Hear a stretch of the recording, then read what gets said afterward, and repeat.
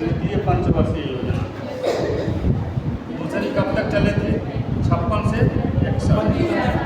तो तीसरी कब तक चलेगी? 61 से 66।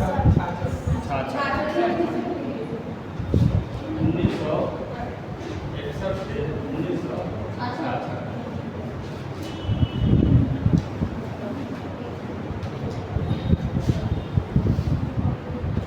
इसका समृद्धि लक्ष्य रखा गया था 5.6%।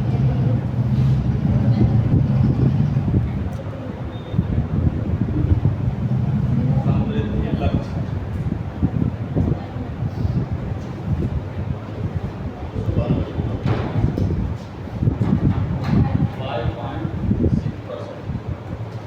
इसका ग्रोथ का जो लक्ष्य रखा गया कि इतना तक हम ग्रोथ प्राप्त करेंगे 5.6% था, लेकिन वास्तविक हम प्राप्त कितना किए? 2.84%।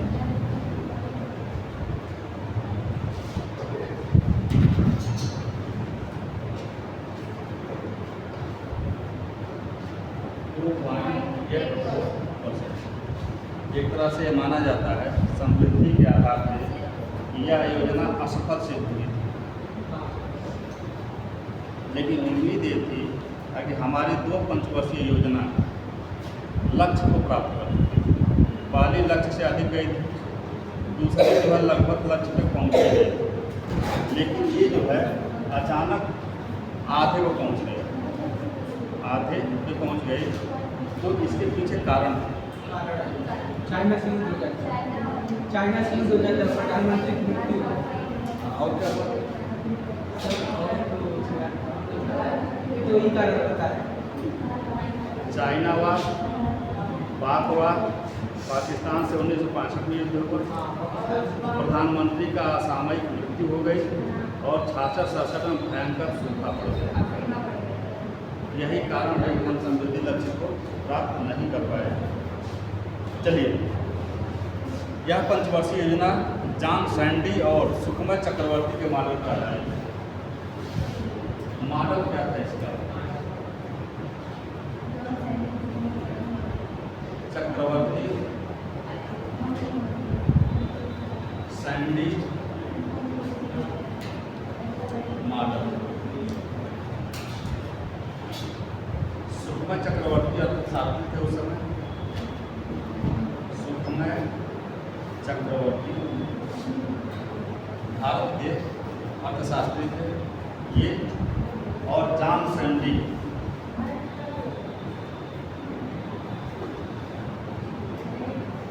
यही दो लोग मिलकर इस योजना को बनाए थे। हालांकि इस योजना को गाडगिल योजना भी कहा जाता है। इस योजना को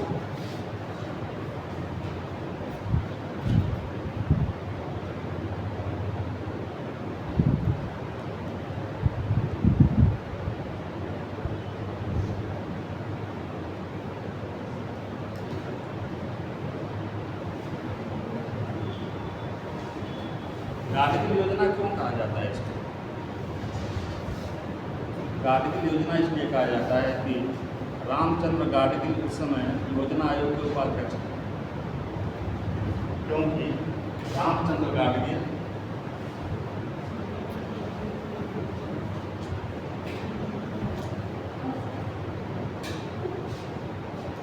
योजना आयोग के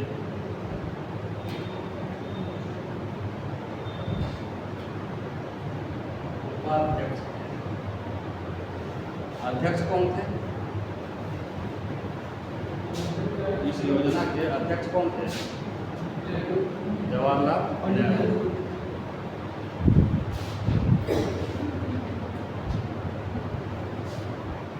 देखिए, प्रथम पंचवर्षीय योजना और द्वितीय पंचवर्षीय योजना का एनालिसिस करने के बाद तीसरी पंचवर्षीय योजना का नियम रखा गया। तो ये दोनों पंचवर्षीय योजनाएं क्या सफल, तो इन लोगों को ये लगा, सुषमा चक्रवर्ती और जॉन सैंडी को, भारतीय अर्थव्यवस्था टेक ऑफ स्टेज में पहुंच गई। टेक ऑफ स्टेज क्या होता है? एरोप्लेन उड़ने के पहले बहुत तेज स्पीड में दौड़ती है, तब जाकर उड़ती है ना। तो दो पूर्व के दोनों पंचवर्षीय योजनाओं के ग्रोथ रेट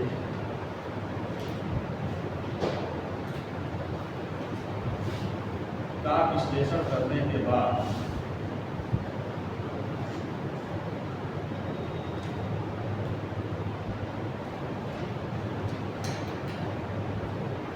पूर्व के दोनों पंचवर्षीय योजना कौन, पहली और दूसरी, का विश्लेषण करने के, योजनाओं का ग्रोथ रेट का विश्लेषण करने के बाद इनको लगा, इन दोनों लोगों को लगा कि भारतीय अर्थव्यवस्था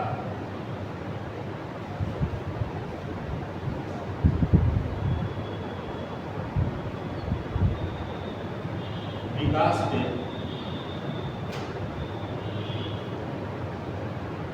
टेक ऑफ स्टेज में पहुंच चुकी है। टेक ऑफ स्टेज का मतलब आप लोग पोस्ट में लिख लेना, त्वरित विकास करने वाली अर्थव्यवस्था। टेक ऑफ स्टेज जब आप लिखिए तो वहाँ पे पोस्ट में लिखना, त्वरित विकास करने वाली अर्थव्यवस्था के टेक ऑफ स्टेज में पहुंच चुकी है। टेक ऑफ स्टेज पोस्ट में त्वरित विकास करने वाली अर्थव्यवस्था और फिर में पहुंच चुकी है। ये इनका एनालिसिस था, इन लोगों का एनालिसिस था कि अब हम त्वरित विकास की श्रेणी में आ चुके हैं। इसलिए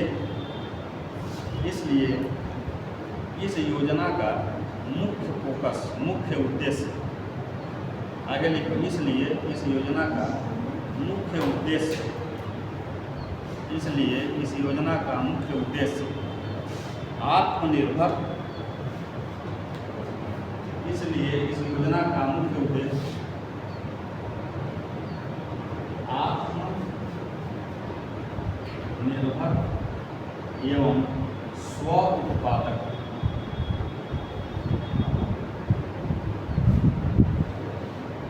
आत्मनिर्भर एवं स्व उत्पादक निर्धारित किया गया।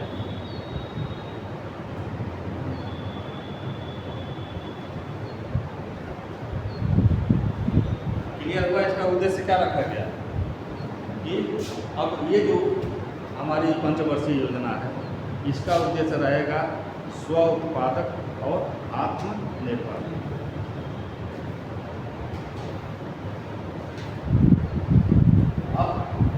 आत्मनिर्भर और स्व उत्पादक के लिए हमें करना क्या पड़ेगा?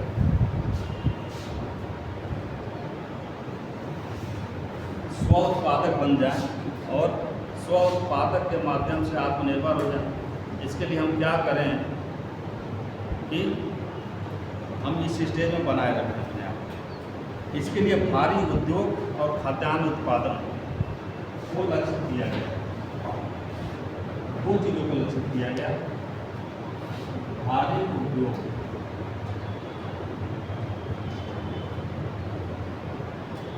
की स्थापना और कृषि विकास।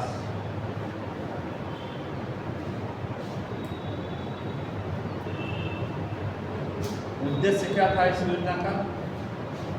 आत्मनिर्भर एवं स्व उत्पादक। लक्ष्य क्या रखा गया कि इसको कैसे प्राप्त करेंगे? जब भारी उद्योगों की स्थापना करेंगे और कृषि विकास करेंगे। कहने का मतलब जो प्रथम और द्वितीय पंचवर्षीय योजना में हम काम कर रहे थे, उसी को बड़े स्तर पर करेंगे। क्यों करेंगे? क्योंकि हम टेक ऑफ स्टेज में पहुंच चुके हैं।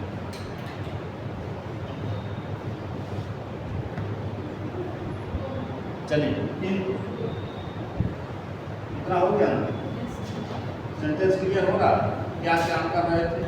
लक्ष्य भी ऊंचा रखे 5.6, लेकिन हम पाए कितना? आधा। उसके पीछे जो है हम रीजन बताएंगे क्यों जो है कम पाए। मॉडल क्या था? चक्रवर्ती आता, सैंडी और चक्रवर्ती मॉडल। जॉन सैंडी अर्थशास्त्री थे और सुकमा चक्रवर्ती, ये दोनों लोग मिलकर इसको डिजाइन किए थे। और डिजाइन करने के पहले 2 पंचवर्षीय योजनाएं जो बीत चुकी थी, उसके ग्रोथ रेट का एनालिसिस किए। जब एनालिसिस किए तो इन लोगों को पता चला कि भारत की अर्थव्यवस्था त्वरित विकास करने वाली अर्थव्यवस्था के श्रेणी में शामिल हो चुकी है। इसलिए ये लोग उद्देश्य क्या है? जब हम स्व उत्पादन करेंगे और इसके माध्यम से आत्मनिर्भर हो जाएंगे। और इस उद्देश्य की प्राप्ति के लिए लक्ष्य जो रखा गया वो था भारी उद्योगों की